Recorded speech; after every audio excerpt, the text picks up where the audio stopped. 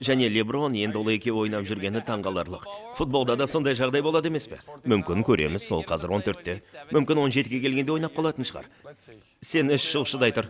Көрейік, аяқтарым қалай болады екен. Оның ұлы келіп қалды. Біз одан тікелей сұрай аламыз ғой. Ол әкесімен ойнай ма екен?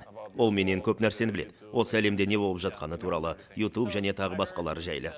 Бұл сенің су брендің деп естігем, рас па? Иә. Онымен не істейсің? Негізінен жақсы өнім. Жақсы сапалы су мен үшін өте маңызды. Су болсын, не болмаса, басқа қоспалар болсын, егер бұл жақсы өнім болса, мен оны қолдаймын. Бұл менің ойым.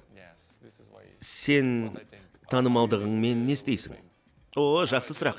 Қазір мүмкін сен сияқты мен тек жұмыс істеймін. Сондықтан менде бос уақыт болмайды. Бұл сенің Сауд Арабиясына бірінші келгенің шығар, иә? Сені ойынға шақырам. Қалаған ойынды таңда. Стадионнан көруге шақырам. Мұнда ойын көруге келу үшін Рият маусымда келсең керемет болады. Барлығы әдемі болатын кез. Ең үлкен ойын қандай? Сіздердің басты қарсыластарыңыз кімдер? Аль-Хиляль. Жақсы жігіттер, Аль-Хиляльға қарсы ойын болғанда маған айтыңдар. Біз келесі айда ойнаймыз. Бірақ одан кейін екінші матч болады. Егер келгің келсе шақырам. Өте қызықты болады.